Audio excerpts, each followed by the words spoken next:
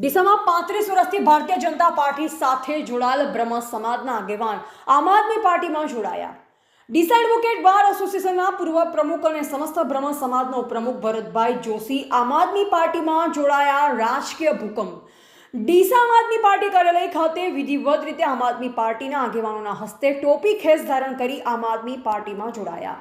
ડીસા શહેરમાંથી 10 જેટલા શિક્ષિત યુવાનો પણ આમ આદમી પાર્ટીમાં જોડાયા। ભરતકુમાર બાબુલાલ, વોર્ડ નંબર 7, ભારતીય જનતા પાર્ટીનો છેલ્લા 35 વર્ષથી સૈનિક હતો। ભારતીય જનતા પાર્ટીના વોર્ડની અંદર booth number 184, booth number 185, booth number 187, booth number 189 અને booth number 192, 193 Bharatiya Janata party ઊભી કરનાર વ્યક્તિ હતો। પણ ભારતીય જનતા પાર્ટીના લોકલ ડીસા શહેર અને મંડળના વ્યક્તિઓએ મારી ઉપેક્ષા અને વારંવાર મારી સાથે અન્યાય કરી અને મને કચડી નાખવાનો પ્રયત્ન કરેલો। પણ છેલ્લી ઘડીએ ભારતીય જનતા પાર્ટી આજીજી કરી, જવાબદાર પદાધિકારીઓ પાસે મેં માંગણી કરી કે મારા વિસ્તારની અંદર લોકોની સમસ્યાઓ કોઈ સાંભળતું નથી અને ફેશનની શોરૂમમાં જોડાયેલા આપણા નેતાઓ ફેશનના શોરૂમની જેમ કામગીરી કરતા હોય અને પાયાની કામગીરી ન કરતા હોય, જેથી મેં 2019ની અંદર ડીસા વોર્ડ નંબર 7 માટે ભવ્ય લોકોની સાથે રેલી કાઢી।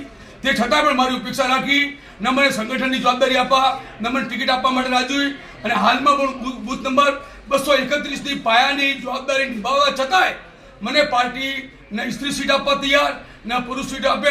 આટલી મોટી રાષ્ટ્રીય પાર્ટી જ્યારે કોઈ કાર્યકર્તાના ઘરે ગીરવે મૂકી અને ત્યાં ટિકિટ ફાઇનલ કરતા હોય એવા સંજોગોમાં મેં દુઃખ વ્યક્ત કર્યું। લોકશાહીનું હનન થતું હતું, લોકશાહી મૂર્ત પાયા અવસ્થા થતી હતી।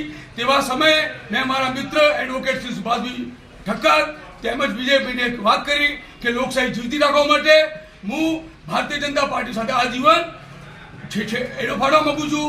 જેથી મારા શહેર પ્રમુખને મેં રાજીનામું મૂકેલ અને સુભાષભાઈ અને વિજયભાઈ અને આમ આદમી પાર્ટી ડૉક્ટર રમેશભાઈનો તમામનો ખૂબ ખૂબ આભાર માનું છું કે લોકોના કામ માટે અને લોકોની સુવિધાઓ પૂરી પાડવા માટે આ જે તક મને પાડી છે, આવનાર સમયમાં પૂરેપૂરી નિષ્ઠાથી આમ આદમી પાર્ટી સાથે જોડાઈ અને લોકોના આમ પ્રશ્નોનું નિરાકરણ કરીશ અને ભ્રષ્ટાચાર મુક્તના માર્ગ ઉપર હું સદાય ચાલીશ એવું હું ખાતરી આપું છું। ભારત માતા કી જય।